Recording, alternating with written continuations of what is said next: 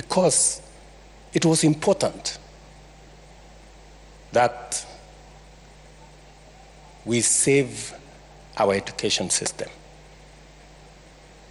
I appointed a 42-person task force made of education professionals, people who had run schools and universities and colleges,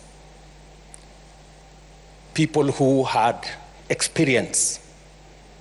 And they took almost 8 months. And I tasked them with sorting out the issues in our education sector. These great professionals, and I have every reason to believe they did a good job.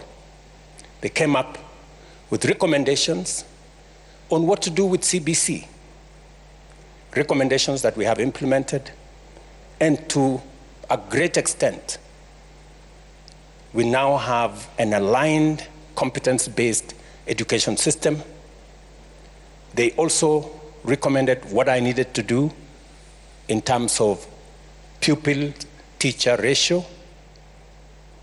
And it's the reason why I have hired 56,000 new teachers in the last 2 years, the largest in the history of Kenya. And it is also the reason why we are implementing the student-centered funding model that is aimed at sorting out the challenges that are in our universities. We are 1 year in. Last year, we admitted students using this model. And what this model has done is that we have taken the amount that we are funding our universities from an average of 45 billion shillings every year to 82 billion shillings every year. That is the quantum of additional resources we are making available both for help, for scholarships that go to our universities.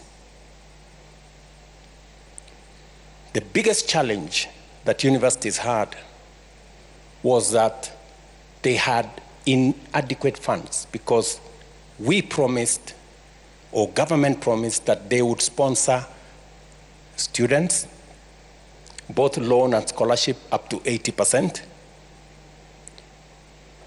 But they didn't meet their end of the bargain.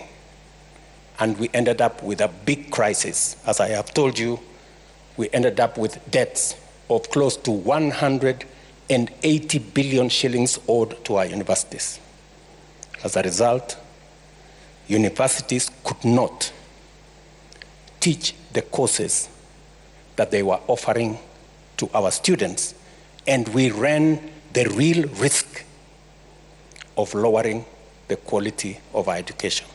And as I have told you, you know what kind of a risk that poses to our nation.